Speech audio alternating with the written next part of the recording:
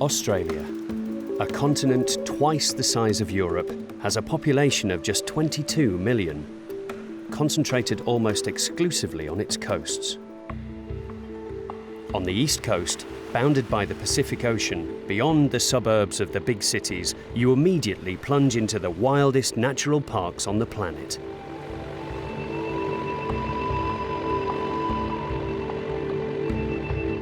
One hour outside Sydney, the Blue Mountains' immense eucalyptus forests have been designated a World Heritage Site by UNESCO. The Blue Mountains owe their name to hundreds of varieties of eucalyptus trees which give off a natural bluish vapour.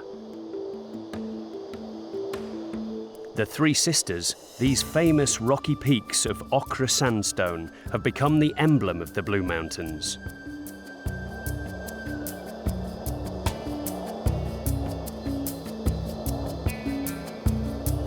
In this vast, still poorly known territory, they discovered a Jurassic tree not long ago, a true living fossil.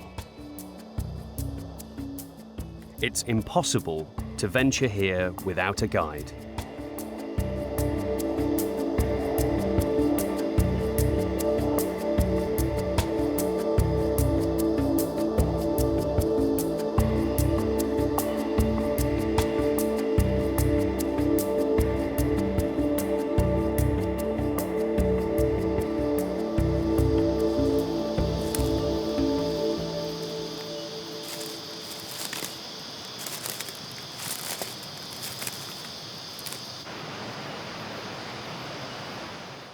It's mainly Sydney residents and thrill-seeking lovers of the great outdoors who visit the Valley of Katoomba in the north of the Blue Mountains, which offer hiking, canyoning, rock climbing and abseiling.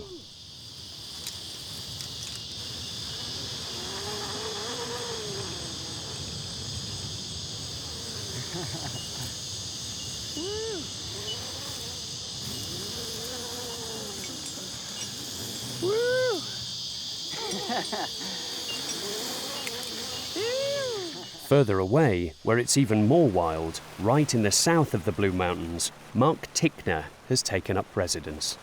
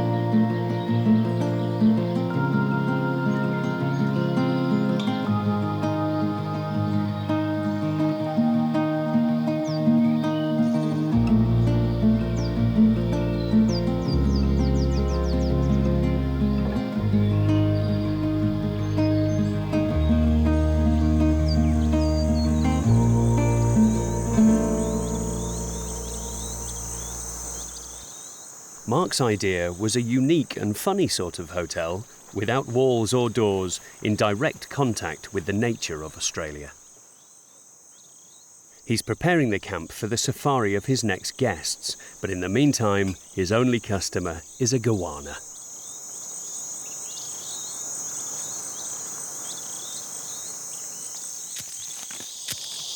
See little bumps in his tail there, scar. He's either got his tail caught somewhere or something's had a chew on it. He could have had a fight with another goanna. They do that. But they'll climb. They just stay very still and they'll climb up and lie on those branches, the horizontal branches of the tree. Just sit there all day. In order to respect the tranquility of the area, Mark welcomes just one group at a time, a maximum of 6 people in his 3 bungalows.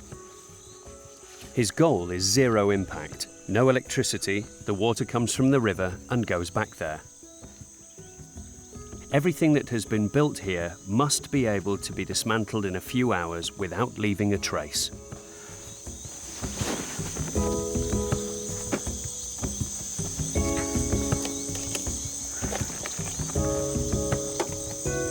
His model is the harsh life led by the Australian pioneers in the 18th and 19th centuries. But he does allow a few concessions to modern hotel standards.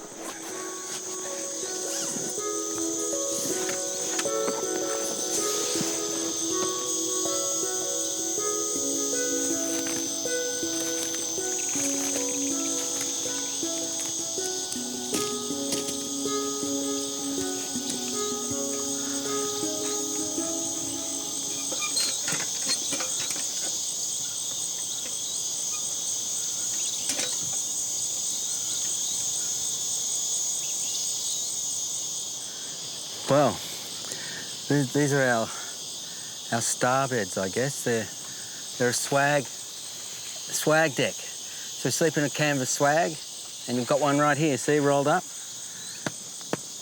And the idea is to sleep out under the stars. So these covers are here just to keep the bed covered in case it rains. So on a good day, good starry night, and we have fantastic stars here. It's just unbelievable. Whole Milky Way just dances right across the top here, and it's spectacular. What we do with this is we lower him down, we drop the bucket into the shower,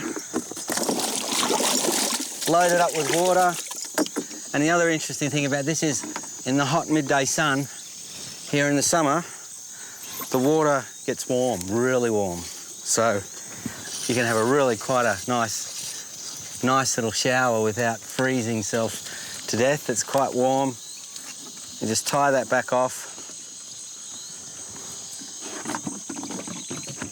So in essence, it's a solar shower. So when you're ready, away you go.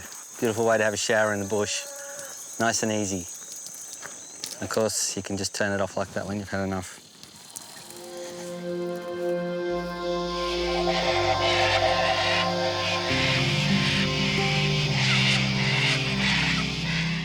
Mark's camp is on the banks of the Wallandilly River, whose meanders provide a habitat for an abundant fauna of extraordinary animals, often native to Australia. Among them is a funny animal with a duck's beak, a beaver's tail, and an otter's paw. It's so strange that for a long time the old European naturalists didn't believe it was for real.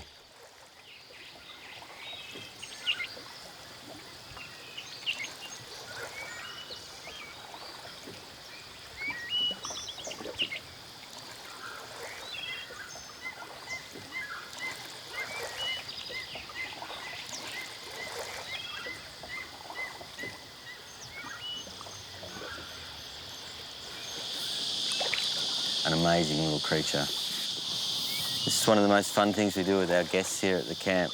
Bring them out on the river in the kayaks and the canoe and just drift around nice and quietly searching for the platypus. And obviously there's other things here. In fact, I can see a water dragon right now on the edge of the rock here. And he's staying very still, and he thinks that if we don't move too much, he won't move either.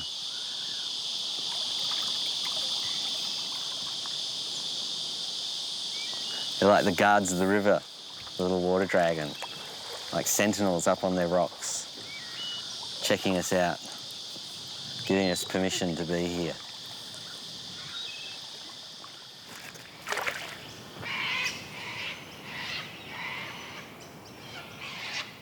At night, when the wind drops and the sounds of the forest intensify, how do you escape the feeling of solitude and great vulnerability that suddenly takes hold of you?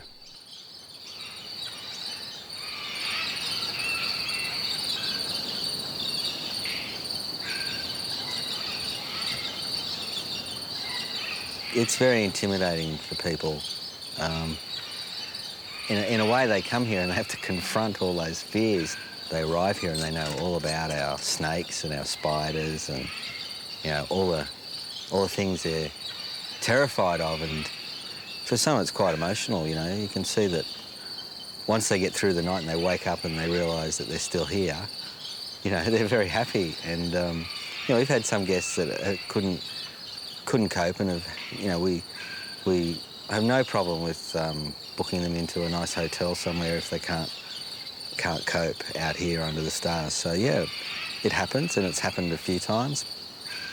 Some folks aren't ready to sleep with no walls surrounding them. In a way, in a little way, if I'm having an impact, I'm putting them back in touch with nature.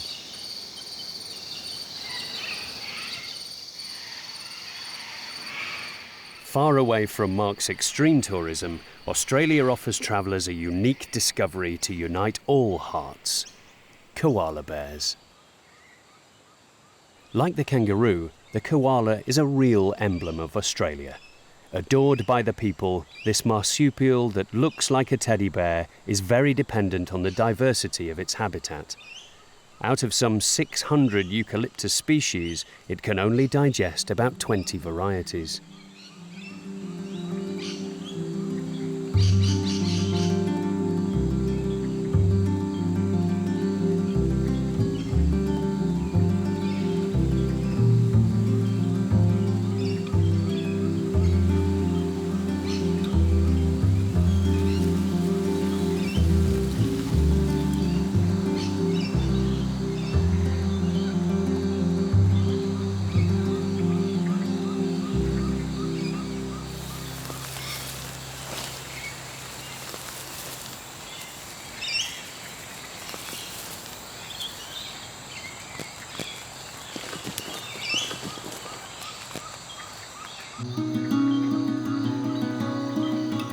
Travelling north up the East Australian Cordillera, just beyond Brisbane, the most extensive city in the world, lies a marvel of nature which has also been designated a World Heritage Site by UNESCO, Fraser Island.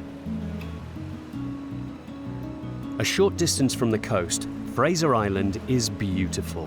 A gigantic bank of white sand measuring 125 kilometres from south to north and 15 kilometres from east to west.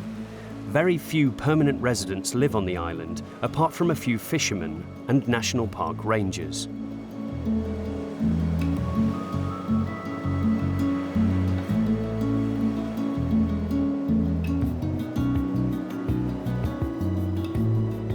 The eucalyptus forests and primary tropical forests which cover the island enclose over 100 freshwater lakes edged by beaches of white sand.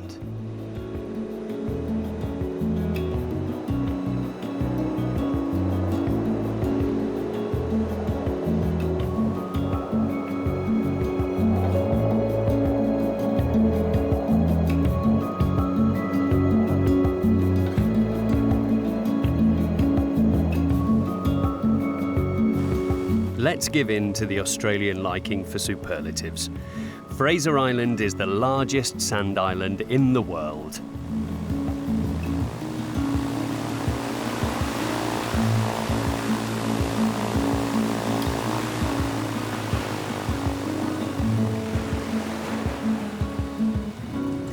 Peter Mayer, son of a German émigré, grew up in Brisbane. He has a passion for Fraser Island. Yeah, the way Fraser Island is, it's pretty much impossible to tar all the roads. It's just the logistics and the cost would be phenomenal. So the only way really to get around is either four-wheel drive or walking. Walking is another thing. There are over 150 kilometres worth of walking tracks on the island. So in a way, walking is really the best way to see anything. You slow down and you get in, like you take your time, but sometimes distances make you, I guess you need a four-wheel drive, unfortunately, here. Peter travelled all over the world before settling on the island 10 years ago. Since then, he leaves it as little as possible. The beauty and variety of landscapes on Fraser Island has inspired his real passion for photographing great natural spaces. He has found his paradise here.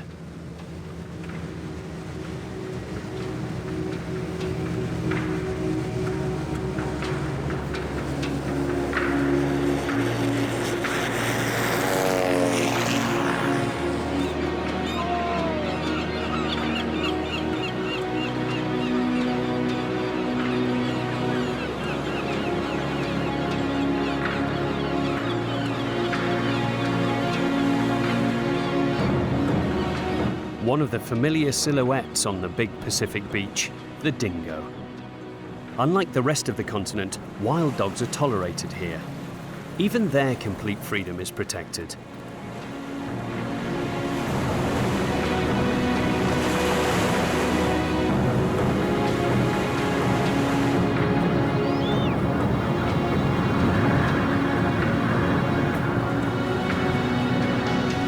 The vastness of the eastern beach of Fraser has earned it the nickname of Highway, from lovers of 4x4 vehicles who couldn't hope for a better playground. A steamship ran aground here 50 years ago. It has become a landmark of the wild island. Fraser is one of the unmissable tourist attractions in Australia. But a few steps are sufficient here to be as alone as on the moon.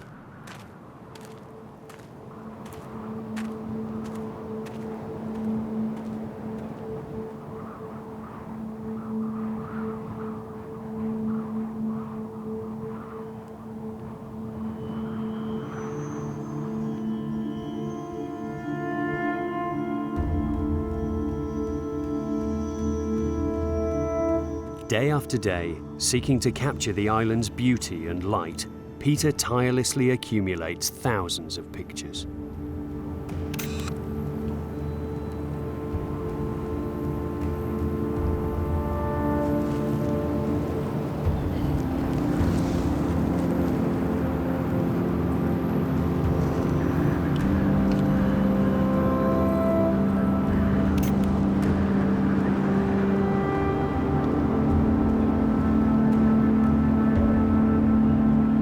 Fraser Island is the largest sand island in the world.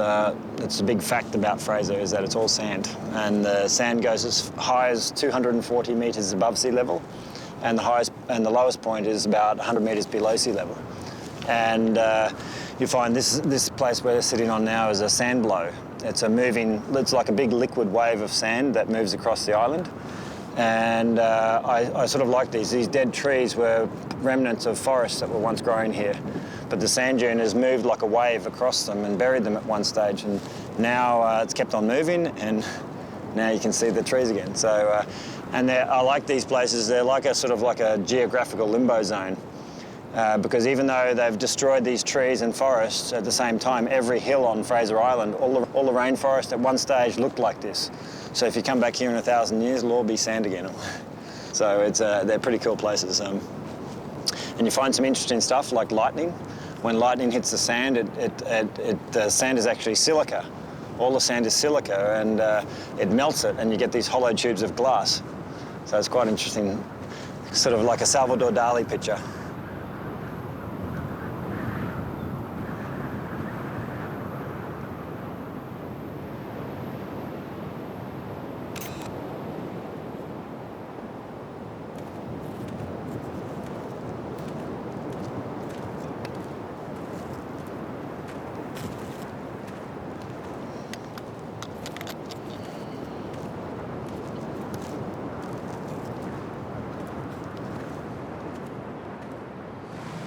Another hunting ground for Peter Mayer is Lake Alum, in the centre of the island. The lake is famed for the purity of its fresh waters, which lie on a bed of vegetation. It's a favourite place for innumerable wild turtles.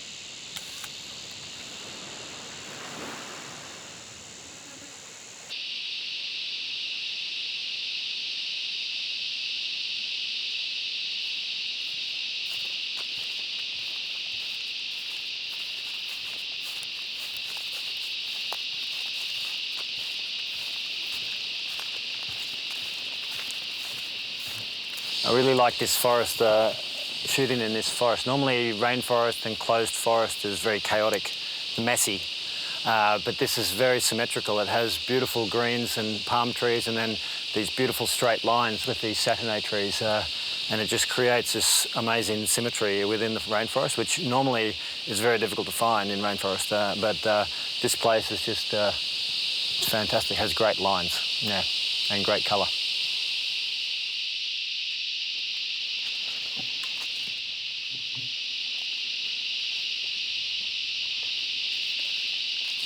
These are the most famous type of tree grown on Fraser. They're called Saturday trees, Saturday. And they grow very large, up to 50 metres high and 4 metres wide. And they believe for every metre wide, it takes about 250 years to grow. So it's been here well before Captain Cook or early explorers. Yeah? And the reason they're famous is because, one, they don't grow anywhere else apart from Fraser, and a little island, a little national park south of Fraser Island called Cooloola. And also, they use them in marine applications, like in salt water. Normally, timber gets rotted very quickly by a marine borer, but it seems to resist them. So the Suez Canal and also the London docks were both constructed using these trees. And yeah, they believe, yeah, these are. You can actually tell they have a very deep stripes in the bark. And it's a great effect, and they go quite red when they get to maturity. So they're beautiful trees. Yeah, great to photograph.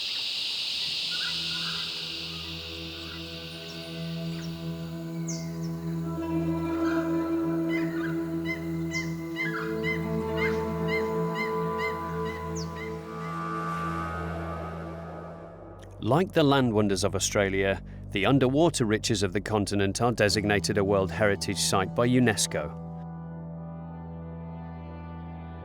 The Great Barrier Reef of Australia is the largest reef in the world, measuring 2,600 kilometres in length. It's considered to be the biggest living organism on the planet. It's the habitat and nursery for a great number of aquatic species of major ecological interest.